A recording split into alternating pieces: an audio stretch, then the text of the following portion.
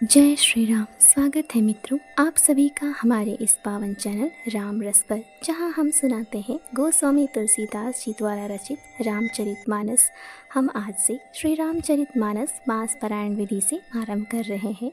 तो आज की पहली कथा है बालकांड से, जिसका भावार्थ मैं हिंदी में प्रस्तुत कर रही हूँ, जिससे हर श्रोता कथा का गूढ़ अर्थ समझ सके और हृदय में श्री राम का स्मरण कर सके। आइए श्रद्धा और भक्तिभाव से इस दिव्य चरित्र का श्रवण करें।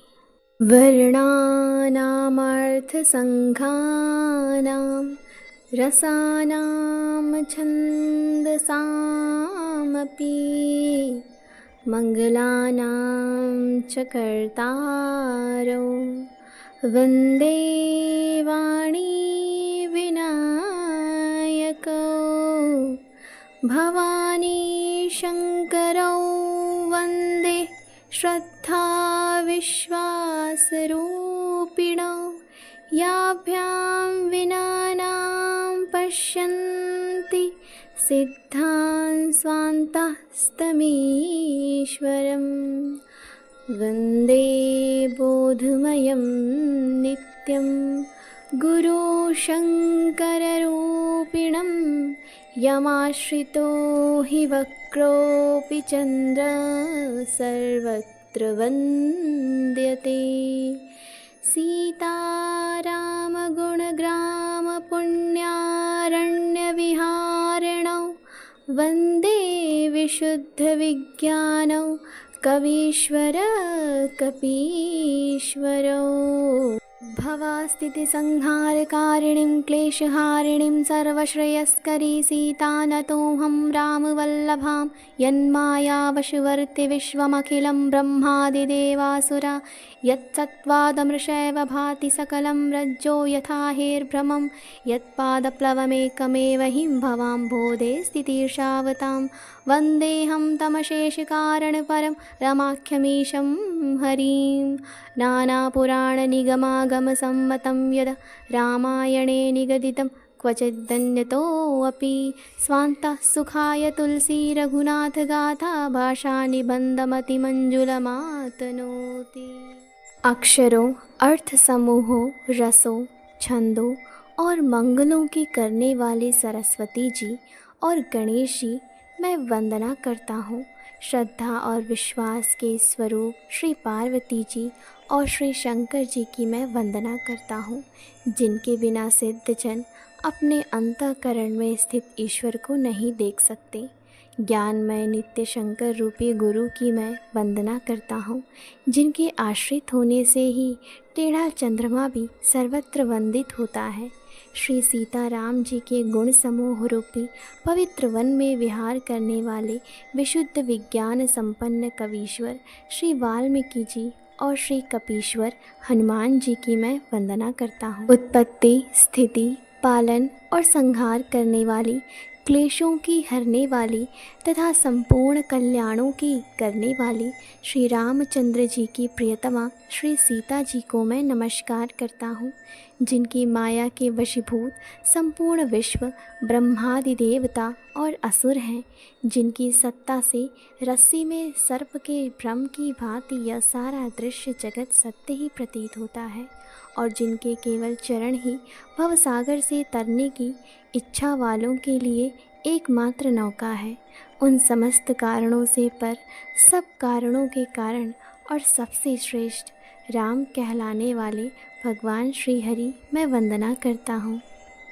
अनेक पुराण, वेद और शास्त्र से सम्मत तथा जो रामायण में वर्णित है और कुछ अन्यत्र से भी उपलब्ध श्री रघुनाथ जी की कथाओं को तुलसीदास अपने अंतःकरण के सुख के लिए अत्यंत मनोहर भाषा रचना में विस्तृत करते हैं, जिन्हें स्मरण करने से सब कार्य सिद्ध होते हैं।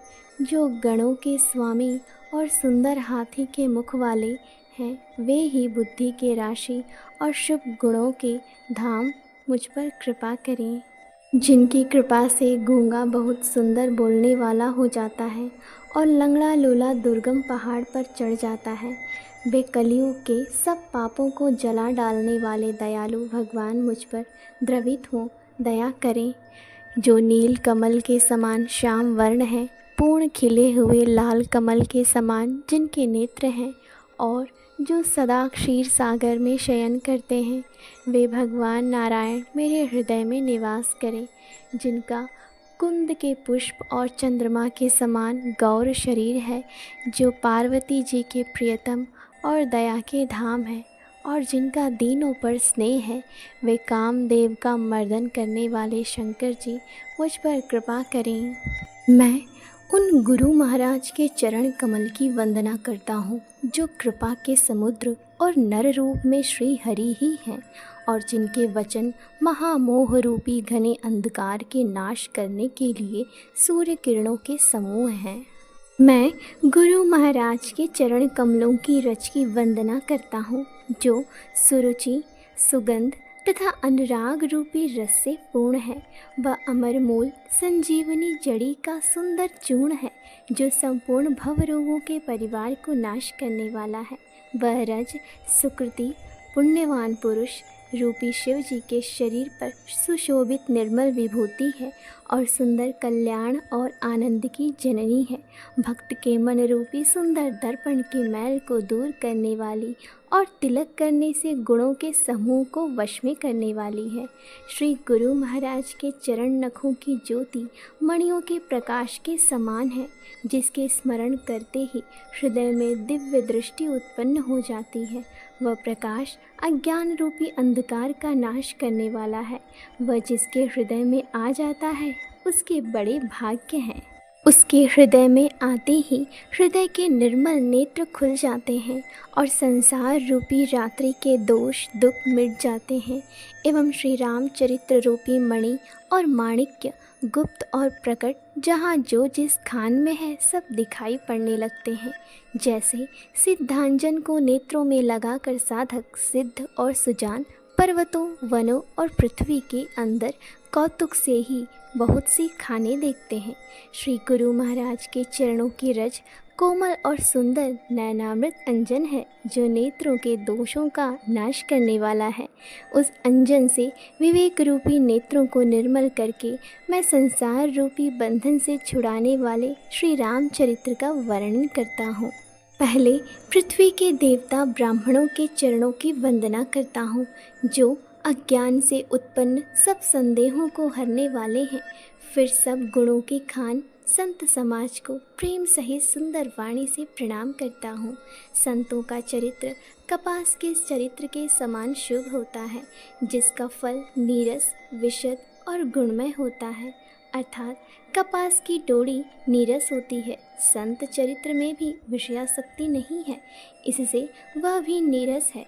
कपास उज्जवल होता है और संत का हृदय भी अज्ञान और पाप रूपी अंधकार से रहित होता है, इसलिए वह विशद है और कपास में गुण होते हैं। इसी प्रकार संत का चरित्र भी सद्गुणों का भंडार होता है, इसलिए वह गुणमय है।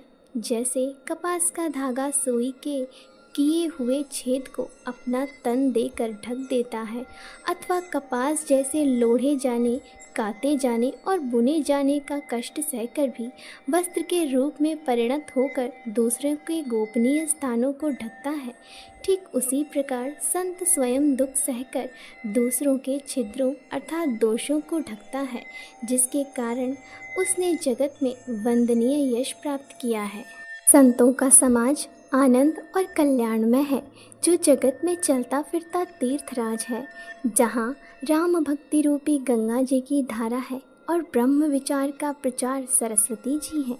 विधि और निषेध रूपी कर्मों की कथा कलयुग के पापों को हरने वाली सूर्यतनया यमुना जी हैं, और भगवान विष्णु और शंकर जी की कथाएं त्रिवेणी रूप से सुशोभित हैं, जो सुनते ही सब आनंद और कल्याणों की देने वाली हैं। उस संत समाज रूपी प्रयाग में अपने धर्म में जो अटल विश्वास है, वह अक्षयवट है, और शुभ कर्म ही उस तीर्थराज का समाज है। वह संत समाज रूपी प्रयागराज सब देशों में सब समय सभी को सहज ही में प्राप्त हो सकता है, और आदर पूर्वक सेवन करने से क्लेशों को नष्ट करने वाला है। वह तीर्थराज अलौकिक और अकथनीय है एवं तत्काल फल देने वाला है। उसका प्रभाव प्रत्यक्ष है।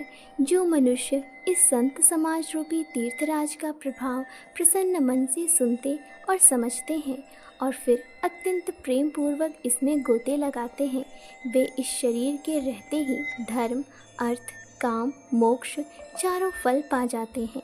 इस तीर्थराज में स्नान का फल तत्काल ऐसा देखने में आता है कि कौवे कोयल बन जाते हैं और बगुले हंस।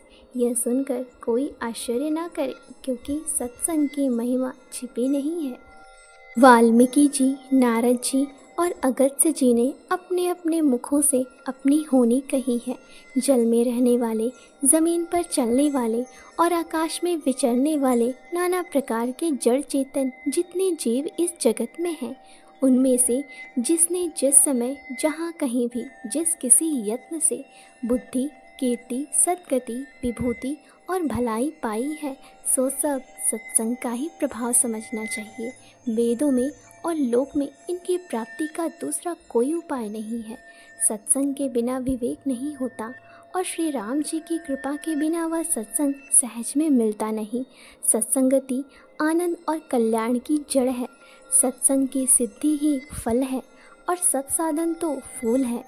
दुष्ट भी सत्संगति पाकर सुधर जाते हैं। जैसे पारस के स्पर्श से लोहा सुहावना हो जाता है, अर्थात सुंदर सोना बन जाता है, किंतु दैव योग से यदि कभी सज्जन कुसंगति में पड़ जाते हैं तो वे वहाँ भी सांप की मणि के समान अपने गुणों का ही अनुसरण करते हैं।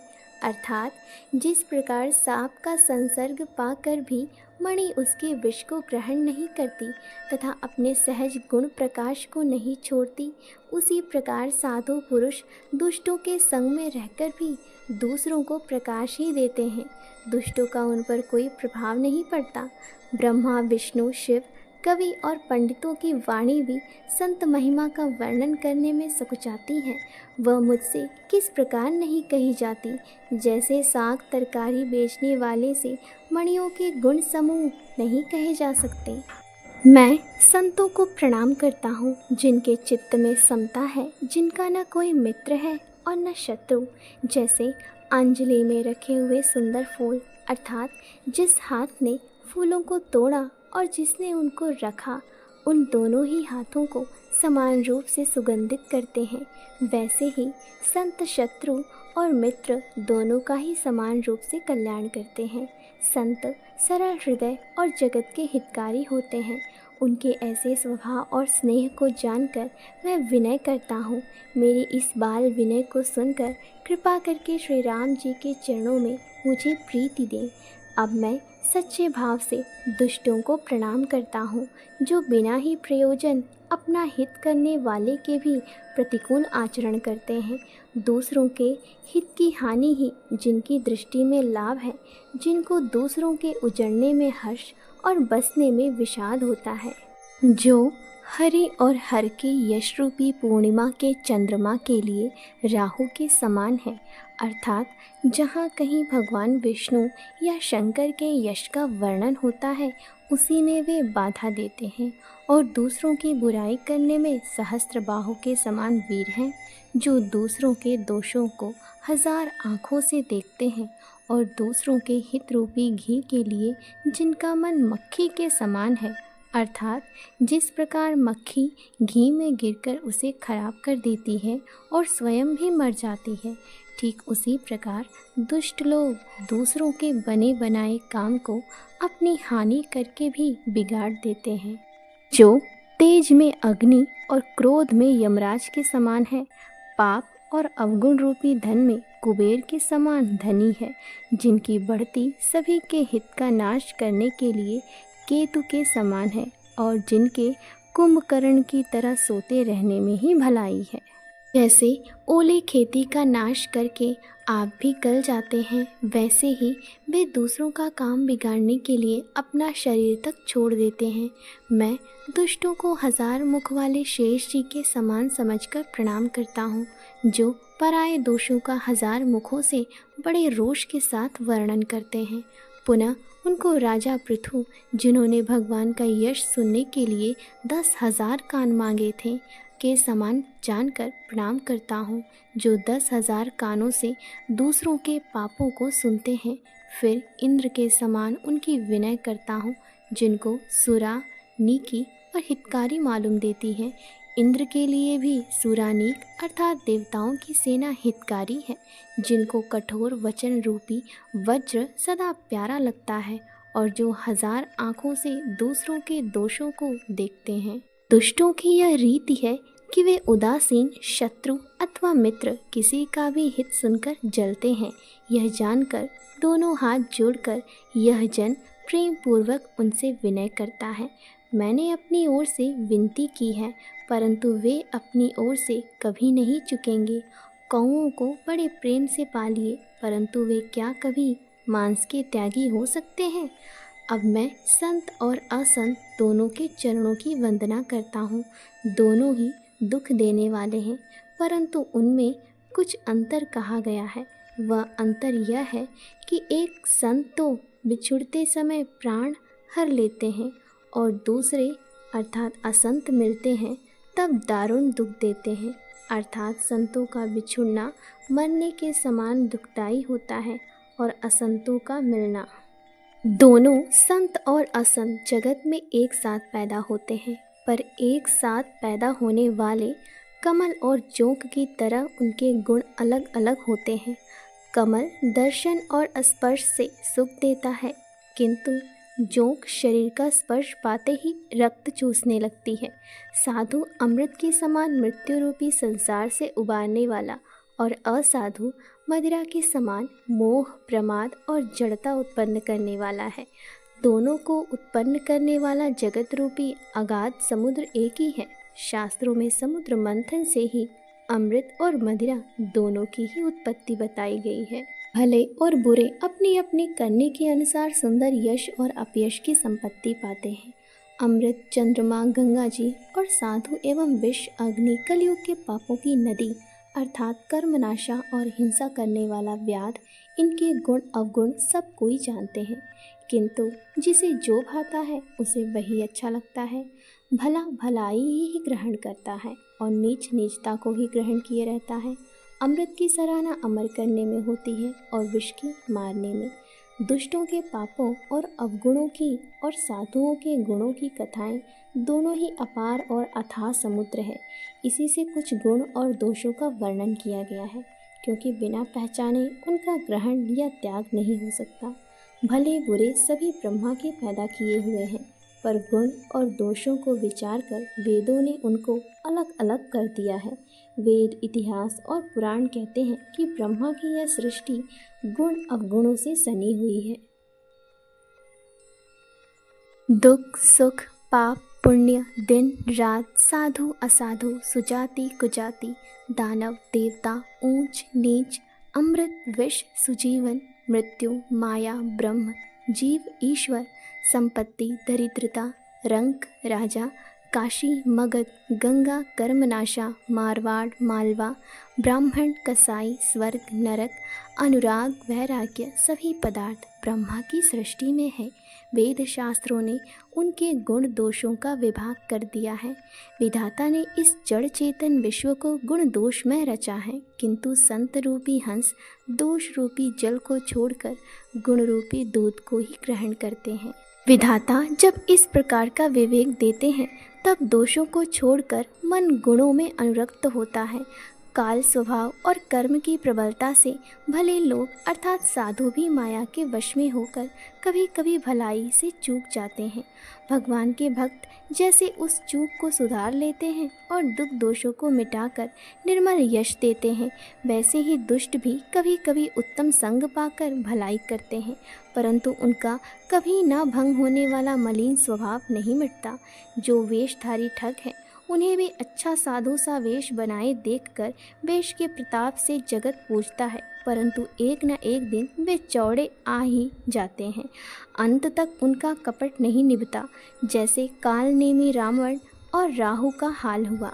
बुरा वेश बना लेने पर भी साधु का सम्मान ही होता है, जैसे जगत में जाम्बवान और हनुमान जी का हुआ। बुरे संग से हानि और अच्छे संग से लाभ होता है। यह बात लोक और वेद में है और सभी लोग इसको जानते हैं। पवन के संग से धूल आकाश पर चढ़ जाती है और वही नीचे की ओर बहने वाले जल के संग से कीचड़ में मिल जाती है। साधु के घर के तोता मैना राम राम सुमिरते हैं और असाधु के घर के तोता मैना गिन गिन कर गालियाँ देते हैं। कुसंग के कारण धुआं कालिक कहलाता है। वही धुआं सुसंग से सुंदर स्याही होकर पुराण लिखने के काम में आता है और वही धुआं जल, अग्नि और पवन के संग से बादल होकर जगत को जीवन देने वाला बन जाता है। ग्रह, औषधि, जल, वायु और वस्त्र, ये सब भी कुसंग और सुसंग पाकर संसार में बुरे और भले पदार्थ हो जाते हैं। चतुर एवं विचारशील पुरुष ही इस बात को जान पाते हैं। महीने के दोनों पखवाड़ों में उजियाला और अंधेरा समान ही रहता है, परंतु विधाता ने इनके नाम में भेद कर दिया है। एक का नाम शुक्ल और दूसरे का नाम कृष्ण रख दिया।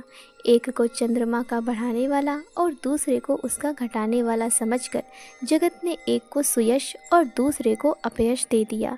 जगत में जितने जड़ और चेतन जीव हैं, सबको राममय जानकर मैं उन सबके चरण कमलों की सदा दोनों हाथ जोड़कर वंदना करता हूँ। देवता, दैत्य, मनुष्य, नाग, पक्षी, प्रेत, पितर, गंधर्व, किन्नर और निशाचर, सबको मैं प्रणाम करता हूँ। अब सब मुझ पर कृपा कीजिए। 84 लाख योनियों में 4 प्रकार के स्वेदज, अंडज, उद्भिद, जरायुज जीव जल, पृथ्वी और आकाश में रहते हैं। उन सब से भरे हुए इस सारे जगत को श्री सीताराम मैं जानकर मैं दोनों हाथ जोड़कर प्रणाम करता हूँ। मुझको अपना दास जानकर कृपा की खान आप सब लोग मिलकर छल छोड़कर कृपा कीजिए। मुझे अपने बुद्धि बल का भरोसा नहीं है, इसलिए मैं सबसे विनती करता हूँ। मैं श्री रघुनाथ जी के गुणों का वर्णन करना चाहता हूँ, परंतु मेरी बुद्धि छोटी है और श्री राम जी का चरित्र अथाह है। इसके लिए मुझे उपाय का एक भी अंग अर्थात कुछ लेश मात्र भी नहीं सूझता। मेरे मन और बुद्धि कंगाल है, किंतु मनोरथ राजा है। मेरी बुद्धि तो अत्यंत नीची है और चाह बड़ी ऊंची है। चाह तो अमृत पाने की है, पर जगत में जुड़ती छाछ भी नहीं। सज्जन मेरी ठिठाई को क्षमा करेंगे और मेरे बाल वचनों को मन लगाकर प्रेम पूर्वक सुनेंगे। जैसे बालक जब तोतले वचन बोलता है तो उसके माता पिता उन्हें प्रसन्न मन से सुनते हैं, किंतु क्रूर, कुटिल और बुरे विचार वाले लोग जो दूसरों के दोषों को ही भूषण रूप से धारण किए रहते हैं, अर्थात जिन्हें पराये दोष ही प्यारे लगते हैं, रसीली हो या अत्यंत फीकी, अपनी कविता किसे अच्छी नहीं लगती, किंतु जो दूसरे की रचना को सुनकर हर्षित होते हैं, ऐसे उत्तम पुरुष जगत में बहुत नहीं है। हे भाई, जगत में तालाबों और नदियों के समान मनुष्य ही अधिक है, जो जल पाकर अपनी ही बाढ़ से बढ़ते हैं, अर्थात अपनी ही उन्नति से प्रसन्न होते हैं। समुद्र सा तो कोई एक विरला ही सज्जन होता है जो चंद्रमा को पूर्ण देखकर अर्थात दूसरों का उत्कर्ष देखकर उमड़ पड़ता है। मेरा भाग्य छोटा है और इच्छा बहुत बड़ी है, परंतु मुझे एक विश्वास है कि इसे सुनकर सज्जन सभी सुख पावेंगे और दुष्ट हंसी उड़ावेंगे, किंतु दुष्टों के हंसने से मेरा हित ही होगा। मधुर कंठ वाली कोयल को कौवे तो कठोर ही कहा करते हैं, जैसे बगुले हंस को और मेढक पपीहे को हंसते हैं, वैसे ही मलिन मन वाले दुष्ट निर्मल वाणी को हंसते हैं। जो न तो कविता के रसिक हैं और न जिनका श्री रामचंद्र जी के चरणों में प्रेम है, उनके लिए भी यह कविता सुखद हास्य रस का काम देगी। प्रथम तो यह भाषा की रचना है, दूसरे मेरी बुद्धि भोली है, इससे यह हंसने के योग्य ही है। हंसने में उन्हें कोई दोष नहीं। जिन्हें न तो प्रभु के चरणों में प्रेम है और न अच्छी समझ ही है, उनको यह कथा सुनने में फीकी लगेगी। जिनकी श्री हरि भगवान विष्णु और श्री हर भगवान शिव के चरणों में प्रीति है और जिनकी बुद्धि कुतर्क करने वाली नहीं है, जो श्री हरि हर में भेद की या ऊंच नीच की कल्पना नहीं करते, उन्हें श्री रघुनाथ जी की यह कथा मीठी लगेगी। सज्जन गण इस कथा को अपने जी में श्री राम जी की भक्ति से भूषित जानकर सुंदर वाणी से सराहना करते हुए सुनेंगे। मैं ना तो कवि हूँ, न वाक्य रचना में ही कुशल हूँ। मैं तो सब कलाओं तथा सब विद्याओं से रहित हूँ। नाना प्रकार के अक्षर, अर्थ और अलंकार, अनेक प्रकार की छंद रचना, भावों और रसों के अपार भेद और कविता के भांति भांति के गुण दोष होते हैं। इनमें से काव्य संबंधी एक भी बात का ज्ञान मुझ में नहीं है। यह मैं कोरे कागज़ पर लिखकर शपथ पूर्वक सत्य सत्य कहता हूँ। मेरी रचना सब गुणों से रहित है। इसमें बस जगत प्रसिद्ध एक गुण है, उसे विचार कर अच्छी बुद्धि वाले पुरुष जिनके निर्मल ज्ञान है इसको सुनेंगे। इसमें श्री रघुनाथ जी का उदार नाम है जो अत्यंत पवित्र है, वेद पुराणों का सार है, कल्याण का भवन है और अमंगलों को हरने वाला है, जिसे पार्वती जी सहित भगवान शिव जी सदा जपा करते हैं। जो अच्छे कवि द्वारा रची हुई बड़ी अनूठी कविता है, वह भी राम नाम के बिना शोभा नहीं पाती। जैसे चंद्रमा के समान मुख वाली सुंदर स्त्री सब प्रकार से सुसज्जित होने पर भी वस्त्र के बिना शोभा नहीं देती, इसके विपरीत कुकवि की रची हुई सब गुणों से रहित कविता को भी राम के नाम एवं यश से अंकित जानकर बुद्धिमान लोग आदर पूर्वक कहते हैं और सुनते हैं, क्योंकि संतजन भौरों की भांति गुण ही को ग्रहण करने वाले होते हैं। यद्यपि मेरी इस रचना में कविता का एक भी रस नहीं है, तथापि इसमें श्री राम जी का प्रताप प्रकट है। मेरे मन में यही एक भरोसा है, भले संग से भला किसने बड़प्पन नहीं पाया। धुआं भी अगर के संग से सुगंधित होकर अपने स्वाभाविक कड़वेपन को छोड़ देता है। मेरी कविता अवश्य भद्दी है, परंतु इसमें जगत का कल्याण करने वाली राम कथा रूपी उत्तम वस्तु का वर्णन किया गया है, इससे यह भी अच्छी ही समझी जाएगी। तुलसीदास जी कहते हैं कि श्री रघुनाथ जी की कथा कल्याण करने वाली और कलयुग के पापों को हरने वाली है। मेरी इस भद्दी कविता रूपी नदी की चाल पवित्र जल वाली नदी गंगा जी की चाल की भांति टेढ़ी है। प्रभु श्री रघुनाथ जी के सुंदर यश के संग से यह कविता सुंदर तथा सज्जनों के मन को भाने वाली हो जाएगी। शमशान की अपवित्र राख भी श्री महादेव जी के अंग के संग से सुहावनी लगती है और स्मरण करते ही पवित्र करने वाली होती है। श्री राम जी के यश के संग से मेरी कविता सभी को अत्यंत प्रिय लगेगी। जैसे मलय पर्वत के संग से काष्ठ मात्र चंदन बनकर वंदनीय हो जाता है, फिर क्या कोई काठ की तुच्छता का विचार करता है। श्यामा गौ काली होने पर भी उसका दूध उज्जवल और बहुत गुणकारी होता है, यही समझकर सब लोग उसे पीते हैं। इसी तरह गंवारू भाषा में होने पर भी श्री सीताराम जी के यश को बुद्धिमान लोग बड़े चाव से गाते और सुनते हैं। मणि, माणिक और मोती की जैसी सुंदर छवि है, वह सांप, पर्वत और हाथी के मस्तक पर वैसी शोभा नहीं पाती। राजा के मुकुट और नवयुवती स्त्री के शरीर को पाकर ही ये सब अधिक शोभा को प्राप्त होते हैं। इसी तरह बुद्धिमान लोग कहते हैं कि सुकवि की कविता भी उत्पन्न और कही होती है और शोभा अन्यत्र कहीं पाती है, अर्थात कवि की वाणी से उत्पन्न हुई कविता वहाँ शोभा पाती है जहाँ उसका विचार प्रचार तथा उसमें कथित आदर्श का ग्रहण और अनुसरण होता है। कवि के स्मरण करते ही उसकी भक्ति के कारण सरस्वती जी ब्रह्मलोक को छोड़कर दौड़ी आती हैं। सरस्वती जी की दौड़ी आने की वह थकावट रामचरित रूपी सरोवर में उन्हें नहलाए बिना दूसरे करोड़ों उपायों से भी दूर नहीं होती। कवि और पंडित अपने हृदय में ऐसा विचार कर कलयुग के पापों को हरने वाले श्री हरि के यश का ही गान करते हैं। संसारी मनुष्यों का गुणगान करने से सरस्वती जी सिर धुनकर पछताने लगती हैं कि मैं क्यों इसके बुलाने पर आई। बुद्धिमान लोग हृदय को समुद्र, बुद्धि को सीप और सरस्वती को स्वाति नक्षत्र के समान कहते हैं। इसमें यदि श्रेष्ठ विचार रूपी जल बरसता है तो मुक्तामणि के समान सुंदर कविता होती है। उन कविता रूपी मुक्तामणियों को युक्ति से बेध कर फिर रामचरित्र रूपी सुंदर तागे में पिरोकर सज्जन लोग अपने निर्मल हृदय में धारण करते हैं, जिससे अत्यंत अनुराग रूपी शोभा होती है, अत्यंतिक प्रेम को प्राप्त होते हैं। जो कराल कलयुग में जन्मे हैं, जिनकी करनी कौवे के समान है और वेश हंस का सा है, जो वेद मार्ग को छोड़कर कुमार्ग पर चलते हैं, जो कपट की मूर्ति और कलयुग के पापों के भाड़े हैं, जो श्री राम जी के भक्त कहलाकर लोगों को ठगते हैं, जो धन, लोभ, क्रोध और काम के गुलाम हैं, और जो धिंगा धिंगी करने वाले धर्मध्वजी अर्थात धर्म की झूठी ध्वजा फहराने वाले दंभी और कपट के धंधों का बोझ ढोने वाले हैं। संसार के ऐसे लोगों में सबसे पहले मेरी गिनती है। यदि मैं अपने सब अवगुणों को कहने लगूं तो कथा बहुत बढ़ जाएगी और मैं पार नहीं पाऊंगा। इससे मैंने बहुत कम अवगुणों का वर्णन किया है। बुद्धिमान लोग थोड़े में ही समझ लेंगे। मेरी अनेकों प्रकार की विनती को समझकर कोई भी इस कथा को सुनकर दोष नहीं देगा। इतने पर भी जो शंका करेंगे वे तो मुझसे भी अधिक मूर्ख और बुद्धि के कंगाल हैं। मैं न तो कवि हूँ न चतुर कहलाता हूँ। अपनी बुद्धि के अनुसार श्री राम जी के गुण गाता हूँ।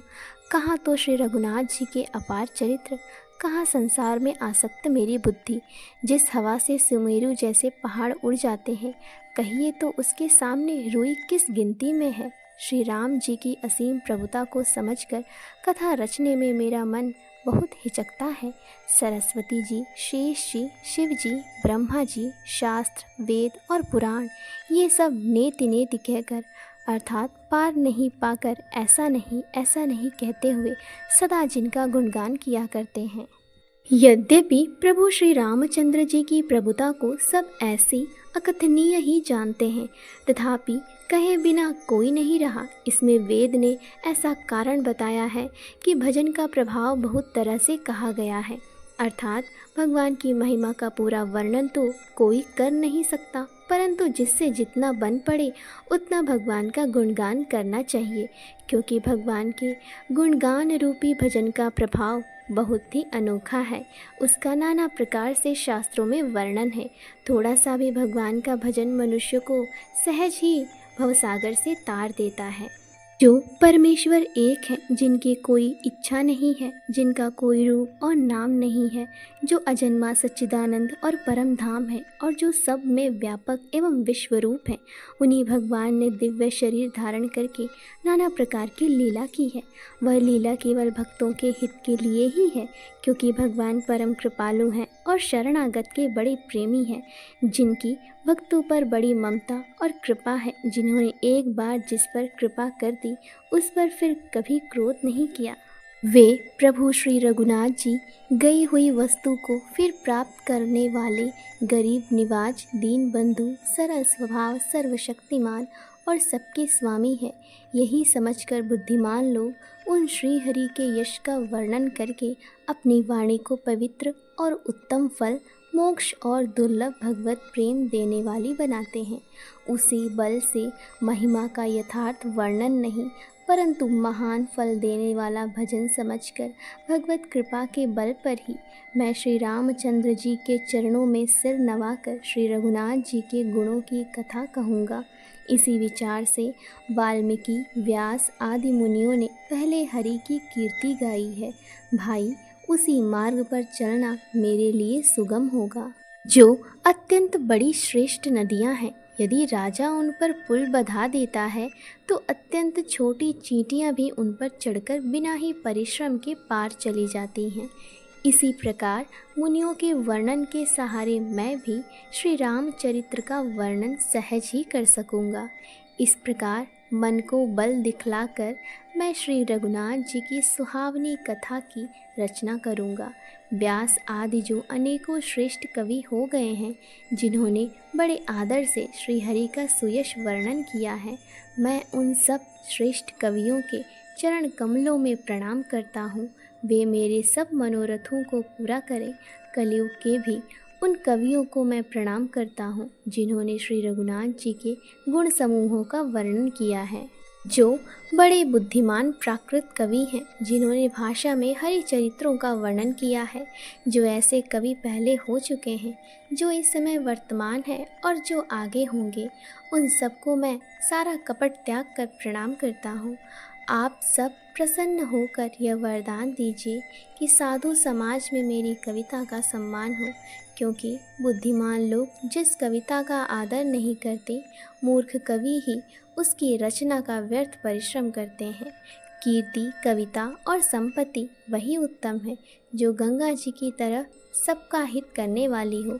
श्री रामचंद्र जी की कीर्ति तो बड़ी सुंदर, सबका अनंत कल्याण करने वाली ही है, परंतु मेरी कविता भद्दी है। यह असमंजस्य है, अर्थात इन दोनों का मेल नहीं मिलता, इसी की मुझे चिंता है। परंतु हे कवियों, आपकी कृपा से यह बात भी मेरे लिए सुलभ हो सकती है। रेशम की सिलाई टाट पर भी सुहावनी लगती है। चतुर पुरुष उसी कविता का आदर करते हैं जो सरल हो और जिसमें निर्मल चरित्र का वर्णन हो, तथा जिसे सुनकर शत्रु भी स्वाभाविक वैर को भूलकर सराहना करने लगे। ऐसी कविता बिना निर्मल बुद्धि के होती नहीं, और मेरे बुद्धि का बल बहुत ही थोड़ा है, इसलिए बार बार निहोरा करता हूँ कि हे कवियों, आप कृपा करें जिससे मैं हरि यश का वर्णन कर सकूँ। कवि और पंडितगण, आप जो रामचरित्र रूपी मानस सरोवर के सुंदर हंस हैं, मुझ बालक की विनती सुनकर और सुंदर रुचि देखकर मुझ पर कृपा करें। मैं उन वाल्मीकि मुनि के चरण कमलों की वंदना करता हूँ जिन्होंने रामायण की रचना की है, जो खर सहित होने पर भी खर से विपरीत बड़ी कोमल और सुंदर हैं, तथा जो दूषण सहित होने पर भी दूषण अर्थात दोष से रहित हैं। मैं चारों वेदों की वंदना करता हूँ जो संसार समुद्र के पार होने के लिए जहाज के समान हैं, तथा जिन्हें श्री रघुनाथ जी का निर्मल यश वर्णन करते स्वप्न में भी खेद अर्थात थकावट नहीं होता। मैं ब्रह्मा जी के चरण रज की वंदना करता हूँ जिन्होंने भवसागर बनाया है, जहाँ से एक ओर संत रूपी अमृत, चंद्रमा और कामधेनु निकले और दूसरी ओर दुष्ट मनुष्य रूपी विष और मदिरा उत्पन्न हुए। देवता, ब्राह्मण, पंडित, ग्रह, इन सब के चरणों की वंदना करके हाथ जोड़कर कहता हूँ कि आप प्रसन्न होकर मेरे सारे सुंदर मनोरथों को पूरा करें। फिर मैं सरस्वती जी और देव नदी गंगा जी की वंदना करता हूँ। दोनों पवित्र और मनोहर चरित्र वाली हैं। एक गंगा जी स्नान करने और जल पीने से पापों को हरती हैं, और दूसरी ओर सरस्वती जी गुण और यश कहने और सुनने से अज्ञान का नाश कर देती हैं। श्री महेश और पार्वती जी को मैं प्रणाम करता हूँ जो मेरे गुरु और माता पिता हैं, जो दीन बंधु और नित्य दान करने वाले हैं, जो सीतापति श्री रामचंद्र जी के सेवक, स्वामी और सखा हैं, तथा मुझ तुलसीदास का सब प्रकार से कपट रहित सच्चा हित करने वाले हैं, जिन शिव पार्वती ने कलयुग को देखकर जगत के हित के लिए शाबर मंत्र समूह की रचना की, जिन मंत्रों के अक्षर बेमेल हैं, जिनका ना कोई ठीक अर्थ होता है न जप ही होता है, तथापि श्री शिव जी के प्रताप से जिनका प्रभाव प्रत्यक्ष है, वे उमापति शिव जी मुझ पर प्रसन्न होकर श्री राम जी की इस कथा को आनंद और मंगल की मूल उत्पन्न करने वाली बनाएंगे। इस प्रकार पार्वती जी और शिव जी दोनों का स्मरण करके और उनका प्रसाद पाकर मैं चाव भरे चित्त से श्री रामचरित्र का वर्णन करता हूँ। मेरी कविता श्री शिव जी की कृपा से ऐसी सुशोभित होगी जैसे तारागणों के सहित चंद्रमा के साथ रात्रि सुशोभित होती है। जो इस कथा को प्रेम सहित एवं सावधानी के साथ समझ बूझकर कहे सुनेंगे, वे कलयुग के पापों से रहित और सुंदर कल्याण के भागी होकर श्री रामचंद्र जी के चरणों के प्रेमी बन जाएंगे। यदि मुझ पर श्री शिव जी और पार्वती जी की स्वप्न में भी सचमुच प्रसन्नता हो, तो मैंने इस भाषा कविता का जो प्रभाव कहा है वह सब सच हो। मैं अति पवित्र श्री अयोध्यापुरी और कलयुग के पापों का नाश करने वाली श्री सरयू नदी की वंदना करता हूँ। फिर अवधपुरी के उन नर नारियों को प्रणाम करता हूँ जिन पर प्रभु श्री रामचंद्र जी की ममता थोड़ी नहीं है, अर्थात बहुत है। उन्होंने अपनी पुरी में रहने वाले सीता जी की निंदा करने वाले धोबी और उसके समर्थक पुर नर नारियों के पाप समूहों को नाश कर उनको शोक रहित बनाकर अपने लोक धाम में बसा दिया। मैं कौशल्या रूपी पूर्व दिशा की वंदना करता हूँ, जिसकी कीर्ति समस्त संसार में फैल रही है। जहाँ कौशल्या रूपी पूर्व दिशा से विश्व को सुख देने वाले और दुष्ट रूपी कमलों के लिए पाले के समान श्री रामचंद्र रूपी सुंदर चंद्रमा प्रकट हुए। सब रानियों सहित राजा दशरथ जी को पुण्य और सुंदर कल्याण की मूर्ति मानकर मैं मन, वचन और कर्म से प्रणाम करता हूँ।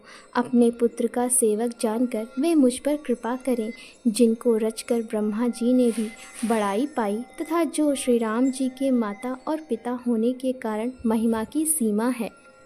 मैं अवध के राजा श्री दशरथ जी की वंदना करता हूँ, जिनका श्री राम जी के चरणों में सच्चा प्रेम था, जिन्होंने दीन दयालु प्रभु के बिछुड़ते ही अपने प्यारे शरीर को मामूली तिनके की तरह त्याग दिया। मैं परिवार सहित राजा जनक जी को प्रणाम करता हूँ, जिनका श्री राम जी के चरणों में गूढ़ प्रेम था, जिसको उन्होंने योग और भोग में छिपा रखा था, परंतु श्री रामचंद्र जी को देखते ही वह प्रकट हो गया।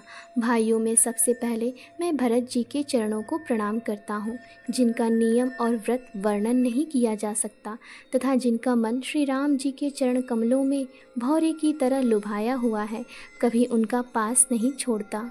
मैं श्री लक्ष्मण जी के चरण कमलों को प्रणाम करता हूँ, जो शीतल, सुंदर और भक्तों को सुख देने वाले हैं।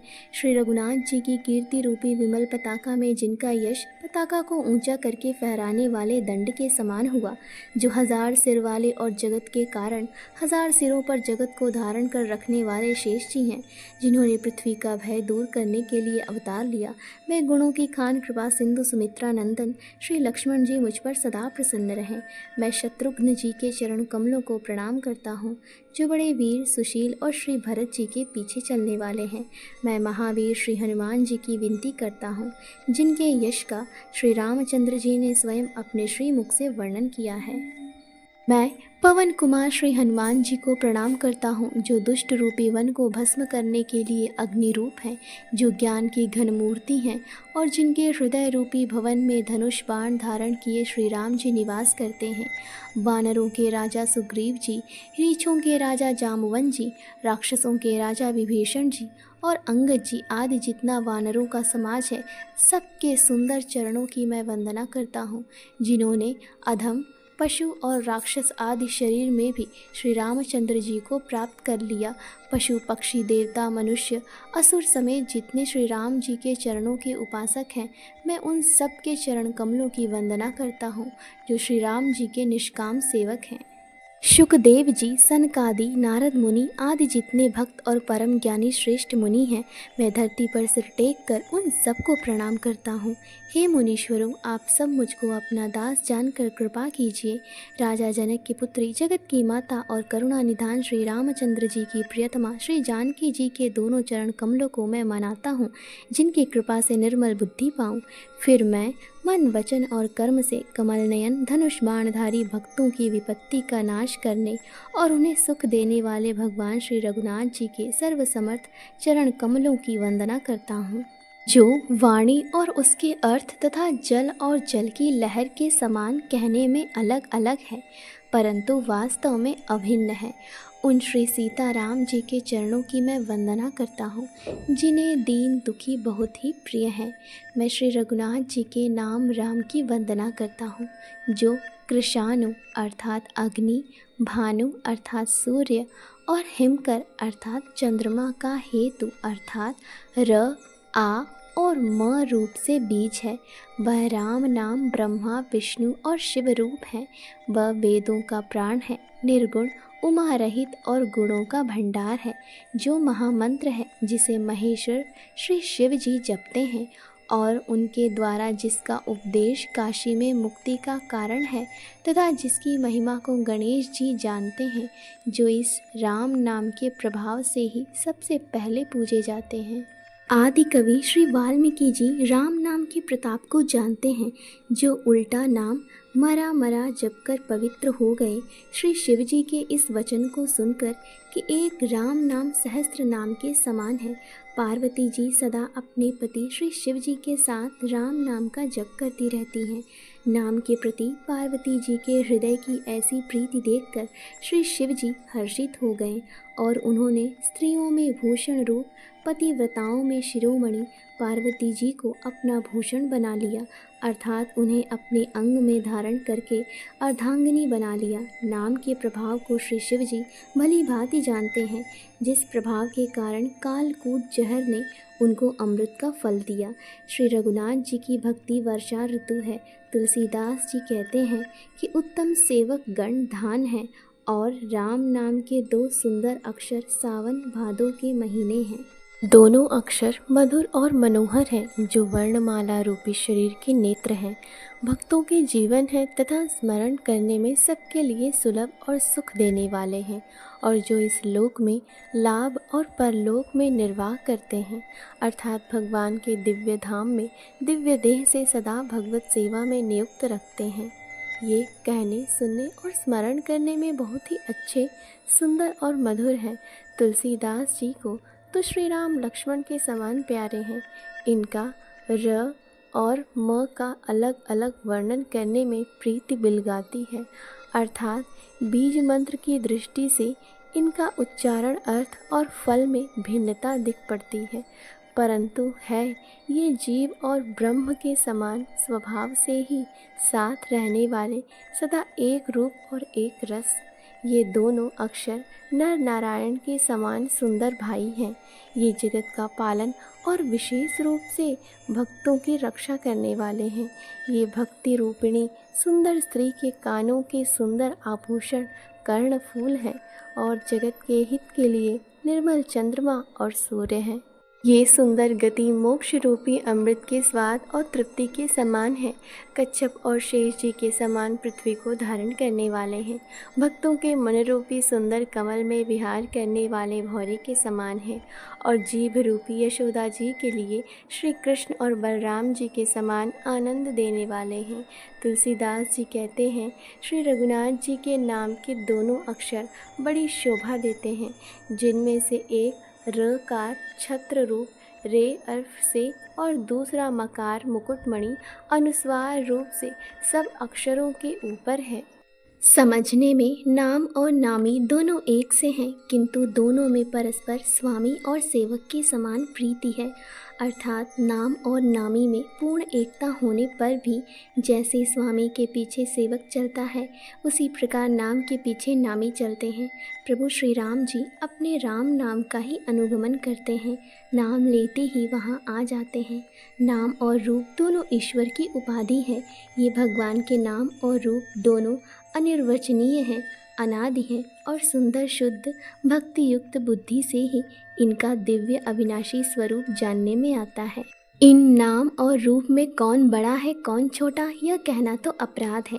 इनके गुणों का तारतम्य कमी बेशी सुनकर साधु पुरुष स्वयं ही समझ लेंगे। रूप नाम के अधीन देखे जाते हैं, नाम के बिना रूप का ज्ञान नहीं हो सकता। कोई सा विशेष रूप बिना उसका नाम जाने हथेली पर रखा हुआ भी पहचाना नहीं जा सकता, और रूप के बिना देखे भी नाम का स्मरण किया जाए तो विशेष प्रेम के साथ वह रूप हृदय में आ जाता है। नाम और रूप की गति की कहानी, विशेषता की कथा अकथनीय है। वह समझने में सुखदायक है, परंतु उसका वर्णन नहीं किया जा सकता। निर्गुण और सगुण के बीच में नाम सुंदर साक्षी है और दोनों का यथार्थ ज्ञान कराने वाला चतुर्दुभाषिया है। तुलसीदास जी कहते हैं, यदि तू भीतर और बाहर दोनों ओर उजाला चाहता है तो मुख रूपी द्वार की जीभ रूपी दहली पर राम नाम रूपी मणि दीप को रख।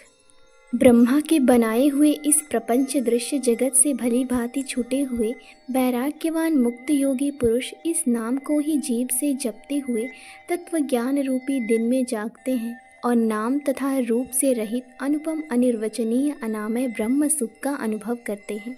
जो परमात्मा के गूढ़ रहस्य को, यथार्थ महिमा को जानना चाहते हैं, वे जिज्ञासु भी नाम को जीभ से जप कर उसे जान लेते हैं। लौकिक सिद्धियों के चाहने वाले अर्थार्थी साधक लौ लगाकर नाम का जप करते हैं और अणिमा आदि 8 सिद्धियों को पाकर सिद्ध हो जाते हैं। संकट से घबराए हुए आर्त भक्त नाम जप करते हैं तो उनके बड़े भारी बुरे बुरे संकट मिट जाते हैं और वे सुखी हो जाते हैं। जगत में 4 प्रकार के, पहले अर्थार्थी, धन आदि की चाह से भजने वाले। दूसरे आर्त, संकट की निवृत्ति के लिए भजने वाले। तीसरे जिज्ञासु, भगवान को जानने की इच्छा से भजने वाले। और चौथा ज्ञानी, भगवान को तत्व से जानकर स्वाभाविक ही प्रेम से भजने वाले राम भक्त हैं। और चारों ही पुण्यात्मा, पाप रहित और उदार हैं। चारों ही चतुर भक्तों को नाम का ही आधार है। इनमें ज्ञानी भक्त प्रभु को विशेष रूप से प्रिय हैं। यूँ तो चारों युगों में और चारों ही वेदों में नाम का प्रभाव है, परंतु कलयुग में विशेष रूप से है।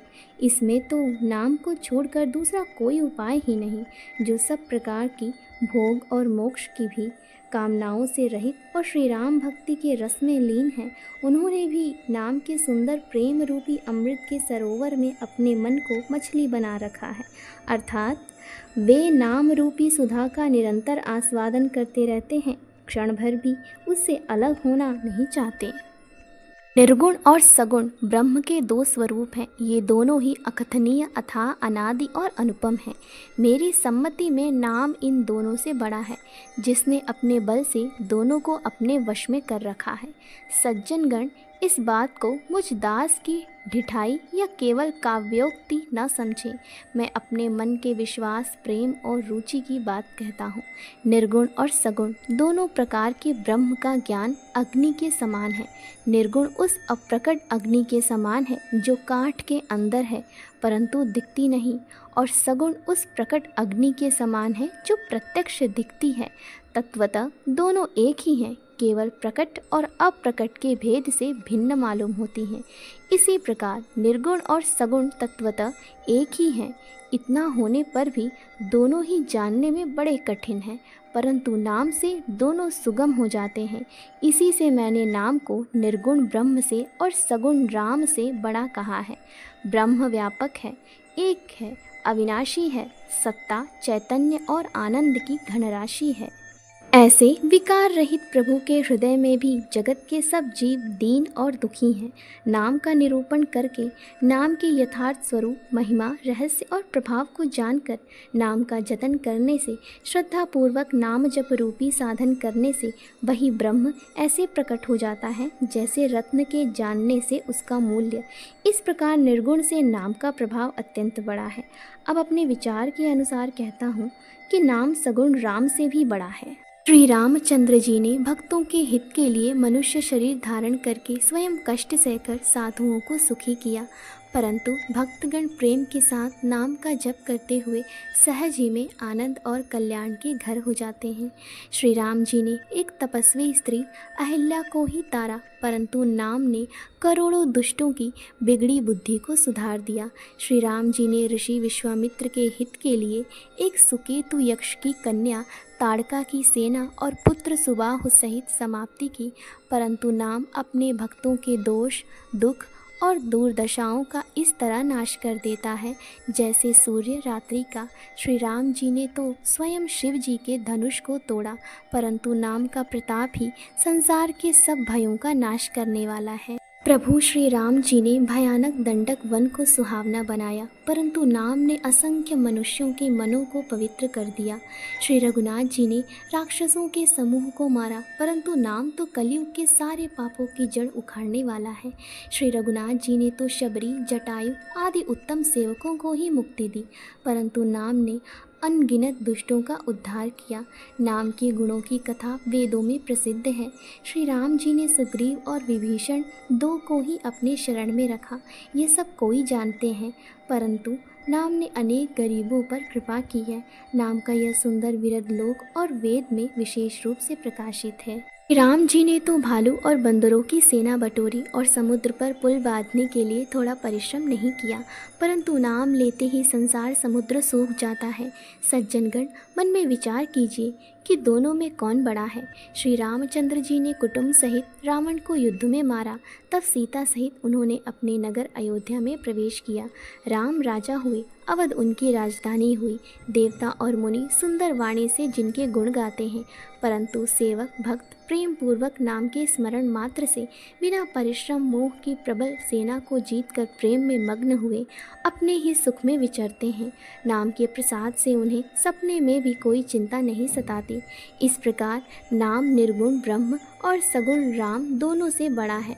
यह वरदान देने वालों को भी वर देने वाला है। श्री शिव जी ने अपने हृदय में यह जानकर ही 100 करोड़ रामचरित्र में से इस राम नाम को सार रूप से चुनकर ग्रहण किया है। जय श्री राम। आज का पहला मास पारायण कथा पूर्ण हुआ। आशा है आपको आज का यह अर्थ श्रवण पसंद आया होगा और इससे आपके हृदय में शांति और आनंद की अनुभूति हुई होगी।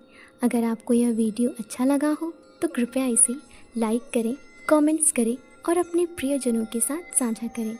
और हाँ, चैनल को सब्सक्राइब करना ना भूलें ताकि आप आने वाले सभी अध्याय सुन सकें। मिलते हैं अगले वीडियो में। जय श्री राम।